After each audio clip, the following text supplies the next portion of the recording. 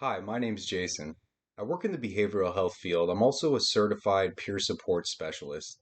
And I wanted to take an opportunity just to explain what the definition of peer support specialist really is. It's extremely easy to get it misconstrued, and then we don't understand our role when we're trying to play our part at work. So, a peer support specialist is a person with lived experience who's been trained to support those who struggle with mental health issues, psychological issues, trauma, substance abuse, use, and disorder. That is our role. And our personal experience with these challenges provide peer support specialists with expertise that professional training just cannot replicate. Recovery support services has radically changed the addiction field, adding a whole gamut of additional support that simply did not exist previously.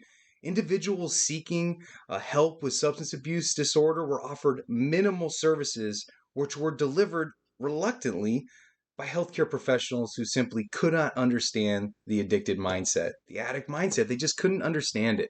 Peer support specialists are non clinical staff members who walk alongside the individual before, during, or after treatment. Peer support specialists can also help people who seek recovery without going into treatment.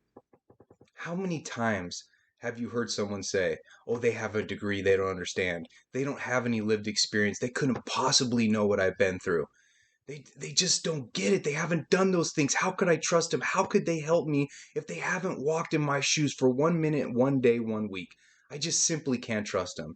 And that's what it's all about. Is our lived experience, our past becomes our greatest asset.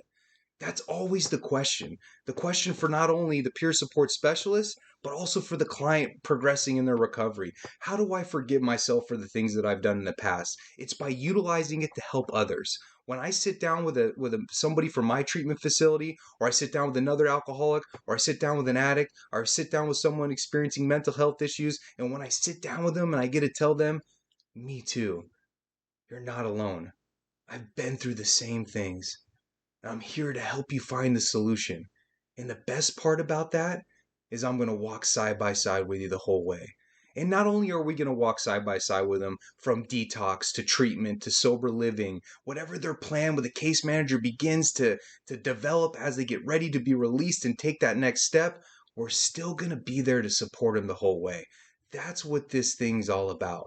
And it's easy to fall into a different role. It's easy to not follow and stick to the boundaries. Those things are easy, but we have to understand that our job is to utilize our past to help another individual to understand that they're not alone.